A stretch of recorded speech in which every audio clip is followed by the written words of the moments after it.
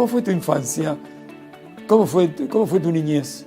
Bueno, mi niñez, si yo lo tendría que calificar, fue muy positiva. Yo nací el 18 de octubre del año 19 en la localidad de Mercedes, provincia de Buenos Aires. Mi padre tenía un negocio, un comercio, y hicimos la escuela, y digo hicimos porque mi hermano José, que nació el año 20, prácticamente hicimos toda la carrera, desde la primaria hasta que nos recibimos de médicos juntos, aunque teníamos 11 meses de diferencia. Yo le llevaba 11 meses más. Y hicimos la primaria en Mercedes, en la escuela número 2, el secundario en Mercedes, en el colegio Florentino Ameguino, y el año 38 nos graduamos, no, el 37 nos graduamos de bachilleres, y el 38 vinimos a Buenos Aires a estudiar medicina. Y aquí hay una anécdota que yo cuento en mi libro de los 60 años dedicados a la medicina del quemado. Nos habían dicho que para ingresar a medicina había que tener recomendación. Y en Mercedes, un pueblo del interior de 40.000 habitantes, ¿a dónde iba a obtener yo una recomendación para un profesor universitario? Entonces se me ocurrió ir a ver al padre Ansaldo, que era el cura de lo que ahora es la catedral de Mercedes. El padre Ansaldo venía al hospital, al colegio Ameguino, cuando organizábamos los conciertos y yo tocaba el violín. Él se sentaba en primera fila y era uno de los que me aplaudía. Entonces, apelando a ese conocimiento con el padre Ansaldo, le fui a plantear esta situación. Y dice, da la casualidad, dice el padre Ansaldo, que conozco al profesor Ameguino que está en la mesa examinadora. Así que le voy a hacer una notita para él. Nos hizo la nota, vinimos a Buenos Aires, mi hermano y yo, con la carta en el bolsillo, fuimos a verlo a su consultorio, nos recibió muy amablemente, con unos ojos chispeantes, era psiquiatra, y cuando le manifestamos de qué se trataba y le dimos la carta, nos dijo lo siguiente: hasta ahora eran los únicos que no tenían recomendación, de modo que ahora están todos en pie de igualdad, de modo que si no saben para el examen les voy a poner un huevo así. ¿Te imaginas que con esa recomendación fuimos a dar el examen? Felizmente lo aprobamos e ingresamos a medicina el año 38.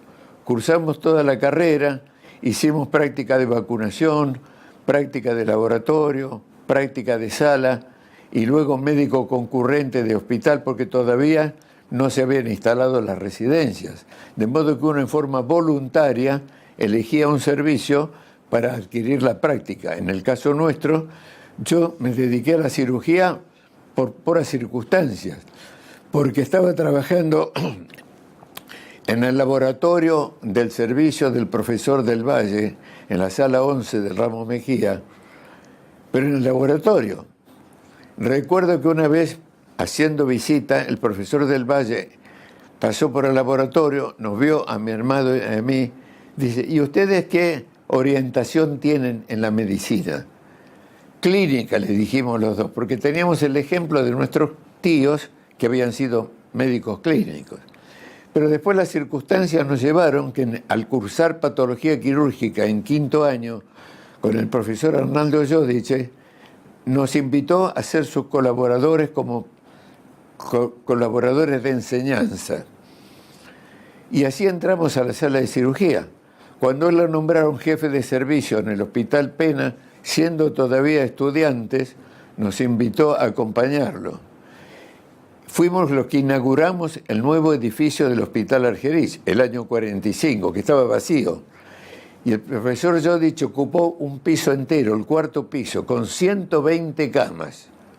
Y ahí me destinó un espacio para la cirugía reconstructiva, y ahí donde en el año 48 empezamos con el primer centro para atención de quemados.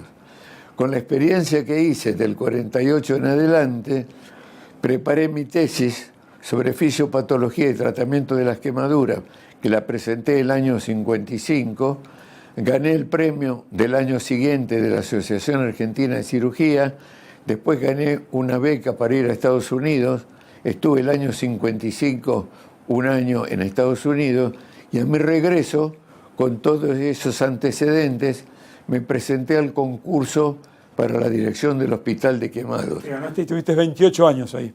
Que fue el primer concurso que se hizo en el país después de la llamada Revolución Libertadora, año 56, y permitieron inscribirse a los médicos que tuvieran antigüedad suficiente, 10 años o 9 años, 6 meses y fracción, que es lo que yo tenía.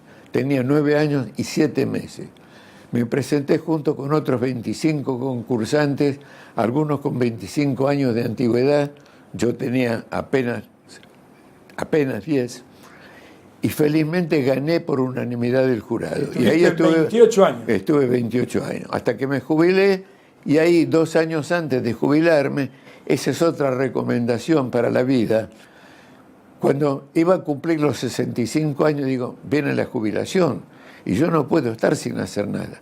Entonces, 2 años antes, en el año 81, en el 83 venía la jubilación, invité a un grupo de amigos del Rotary Club. Yo había ingresado el año 69 al Rotary Club Buenos Aires y tenía un grupo de amigos.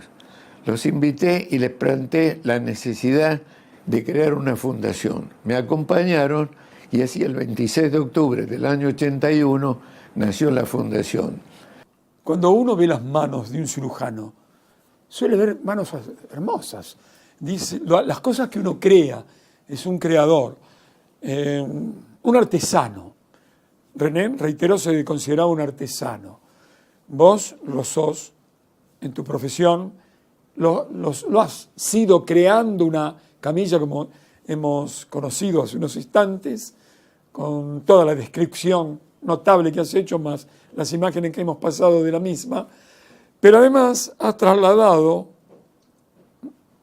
no hay momentos de ocio, has trasladado a tu hogar esa creatividad, esa artesanía, haciendo nada menos que juguetes para tus nietos. Esto es así, ¿no? Bueno, la creatividad tiene 2 etapas. Primero, mentalmente uno imagina qué es lo que quiere o lo que necesita crear. El caso del equipamiento era una necesidad para simplificar el trabajo del personal. Lo otro es un hobby. Es decir, así como alguno tiene como hobby jugar las cartas, a mí me orientó a hacer alguna cosa de carpintería. Y entonces te tengo que confesar cómo fue la cosa. Como en mi etapa de formación no me pude ocupar mucho de mis hijos, en la etapa ya de cosecha, que tenía más tiempo, hice juguetes para los nietos como una gratificación doble, al hijo y al nieto, al padre del nieto, que era mi hijo. No eran gran cosa, pero eran divertidos. Y uno de esos fue, a mí siempre me gustó el mecano.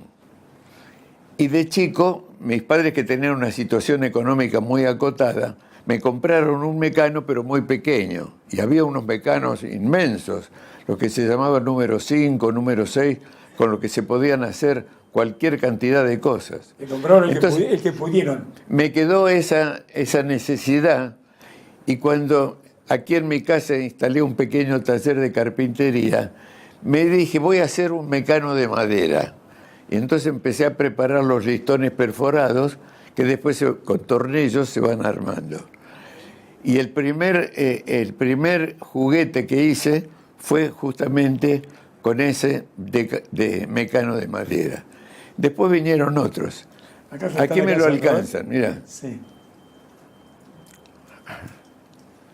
¿Ves cómo son listones perforados imitando lo que era el mecano? Sí, claro. Y entonces este fue la primera artesanía del taller de carpintería.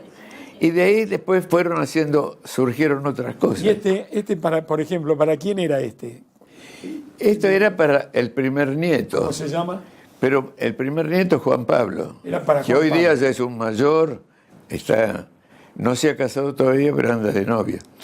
Pero Marta, mi mujer, me dijo, no, yo quiero conservarlo Entonces por eso lo tenemos aquí. Es el único que quedó acá. Los demás están en casa de mi hija o en casa de mi hijo. Así es. ¿Y cuántos nietos tenés? 5 nietos. 4 varones, 1 mujer. La mujer ya está casada y es la que me ha dado el primer bisnieto, Facundo de nombre, que va a cumplir 1 año próximamente. Y justamente después me gustaría mostrarte una fotografía en la que está Facundo, mi bisnieto, con los juguetes que yo le hice al padre. Ah, qué linda esa. O sea, a tu y nieto. a la madre. A tu nieto. A mis nietos, en su momento. Mirá vos. Entonces, han sido hereditarios. ¿Con qué amor lo recibieron y lo estaban esperando? Sí, supongo que sí. La obra máxima fue un autito grande con motor eléctrico para que pudieran subirse y andar. Ufa. Durante 30 años teníamos una quinta de fin de semana en Parque Leloir y ahí disfrutaron del autito. Tengo una fotografía con los nietos muy pequeños subidos en el autito. ¿Y dónde hiciste el autito? Me llevó 1 año para hacerlo. 1 año. De a poquito, ¿no? Porque no 1 año trabajando todos los días, porque yo estaba en plena etapa productiva. Así que me divertía robando tiempo de cualquier momento. Y muy interesante, porque cuando iba a la ferretería a comprar un elemento para seguir adelante, me preguntaba, ¿y para qué lo quiere? Cuando yo les comentaba para qué era, se enganchaban y me daban ideas de cómo hacerlo mejor. Es más, cuando puse el motor y para ver si funcionaba, fue en un taller de mecánica donde me arreglaban el auto y los mecánicos estaban a la expectativa a ver si funcionaba o no. Lo único que por falta de conocimiento le puse una sola batería y andaba muy lentamente.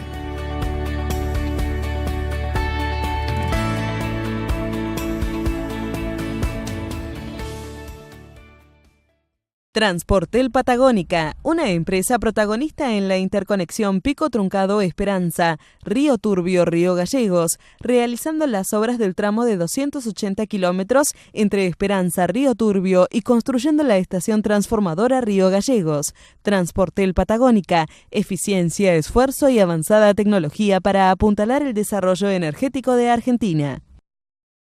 OTEC, la empresa líder en fabricación y comercialización de sistemas de tuberías de PRFB, presente en los principales acueductos del país y la región. Hospital Alemán, el único que usted elegiría sin dudar. El Instituto de Capacitación de la Federación Nacional de Trabajadores de Obras Sanitarias favorece el desarrollo personal de los trabajadores del agua y el saneamiento, logrando para ellos el crecimiento laboral y la optimización de políticas del sector con profundo contenido social.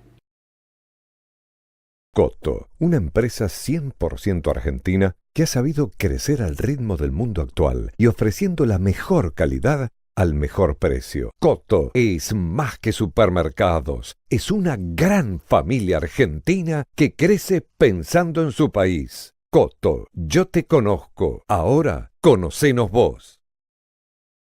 En San Bernardo te espera el Hotel Belsur para que disfrutes del verano 2019. Reserva antes del 30 de octubre y aprovecha las promociones que Belsur tiene para ofrecerte. Comunícate ahora con el hotel y empezá a vivir tus próximas vacaciones. En Hotel Belsur los días son siempre mejor de lo que podrían ser. Confitería La Santa Teresita, caterings institucionales, organización de eventos en general. La Santa Teresita, Sarasa 816, Ciudad de Buenos Aires. En La Lucila, Campos de Mar, complejo de cabañas rodeado de bellísimos espacios verdes, diseños únicos y de calidad. Una invitación a compartir en familia o con amigos, un lugar pensado para ofrecer a sus huéspedes comodidad y confort. Campos de Mar lo espera en La Lucila para que disfrute la tranquilidad y el buen servicio. La Magistral, fábrica de pastas artesanales. La Magistral, Avenida La Plata 434. Pedidos al 4958-2009.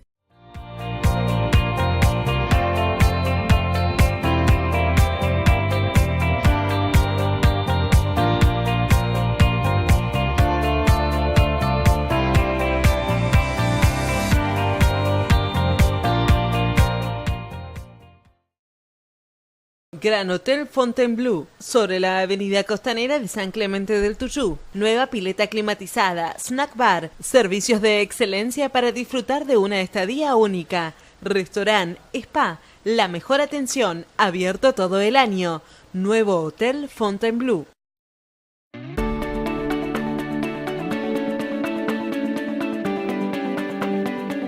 Bueno, Jorge, antes que nada un saludo, nos conocemos hace ya mucho tiempo y yo siempre destaco la tarea que tú realizas en la televisión.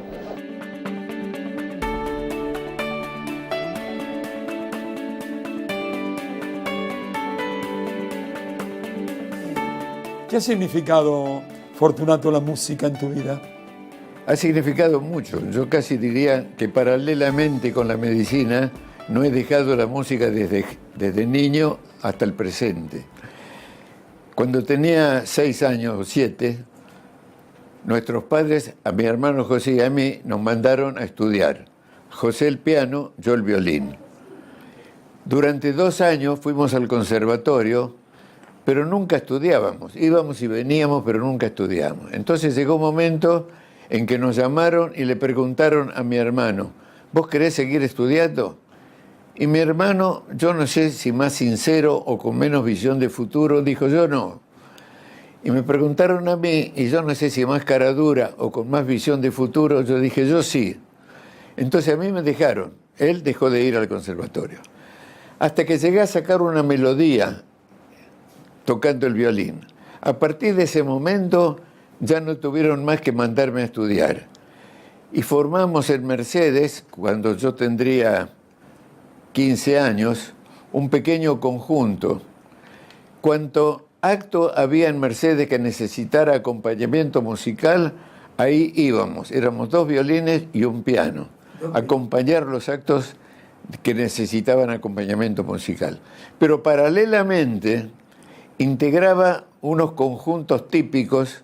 En aquel entonces en Mercedes había almacenes en las vecindades de la ciudad que organizaban matiné bailable los domingos, piso de tierra, alumbrado con faroles de querosén, y la orquesta eran 2 bandoneonistas y un violín. El violín era yo, que me ponía pantalón largo porque me daba vergüenza ir a tocar con pantalón corto.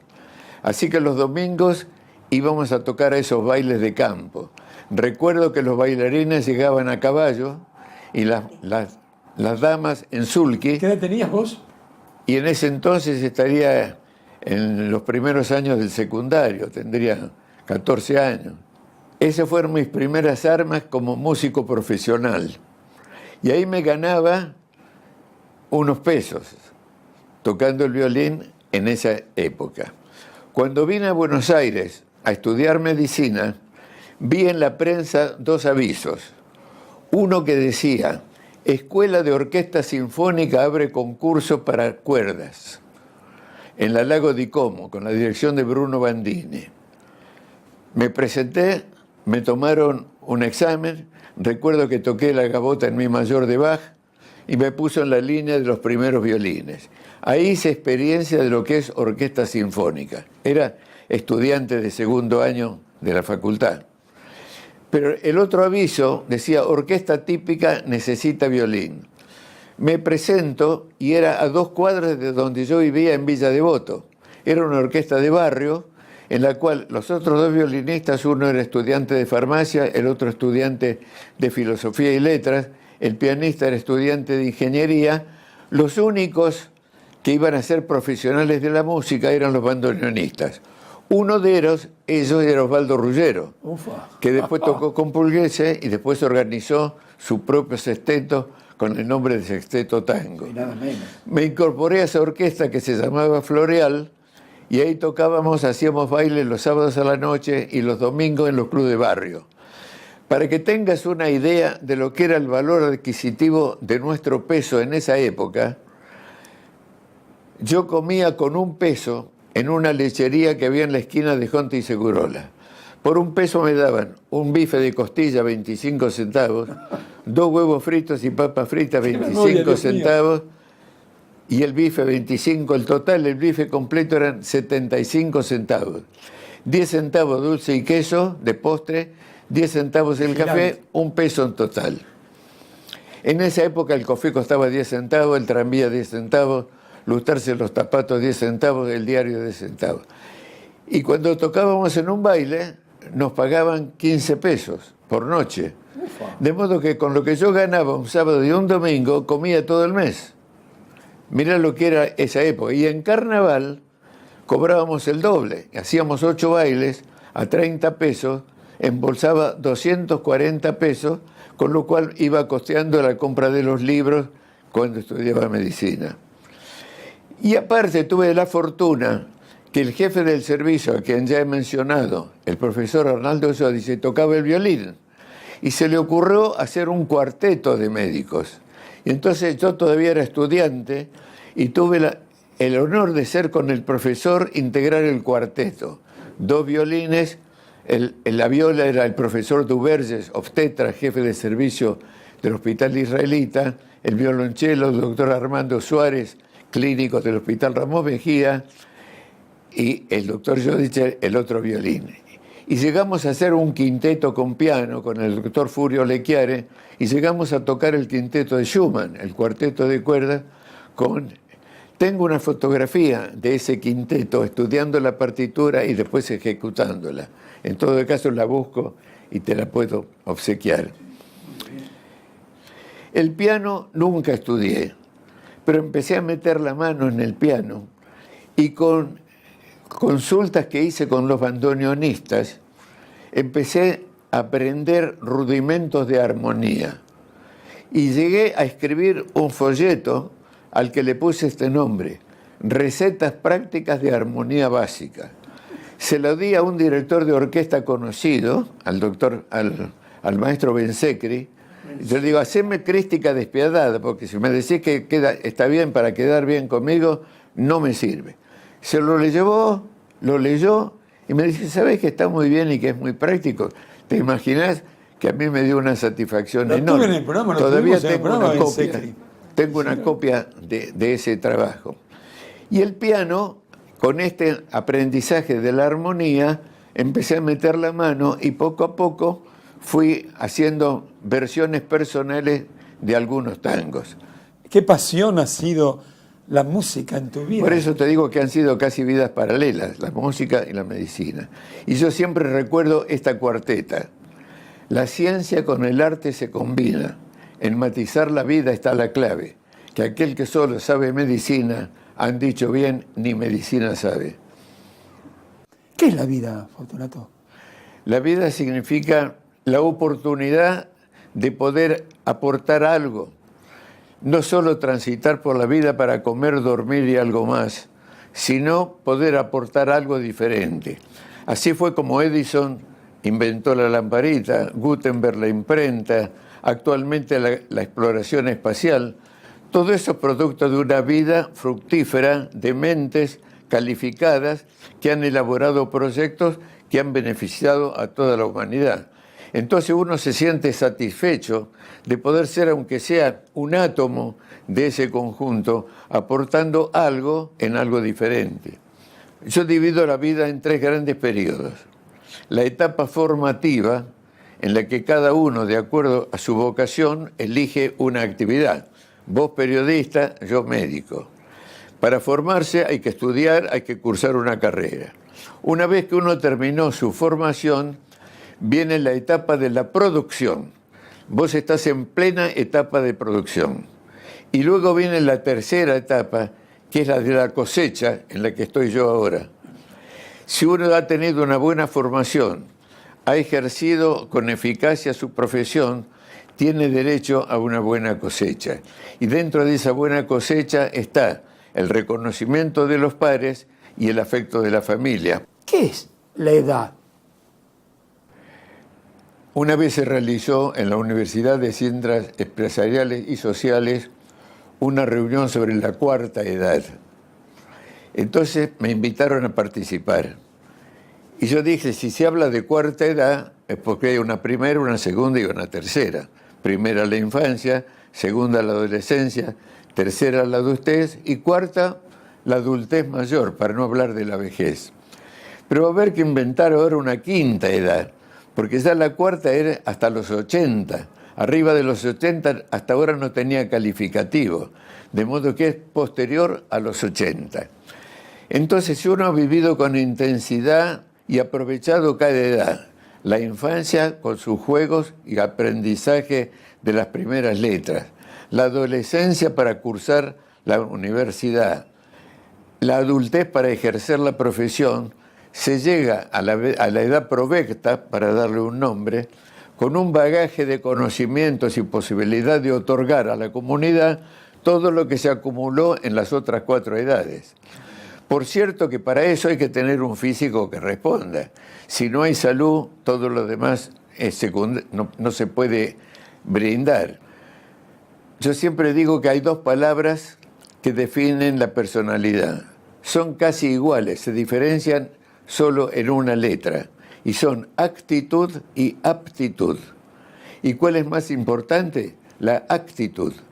Porque hay gente que tiene aptitud para determinada actividad, no la cultiva y no le sirve para nada. En cambio, el que tiene actitud, le interesa algo, pone todo su esfuerzo y perseverancia para adquirirlo y lo adquiere. Por la vida.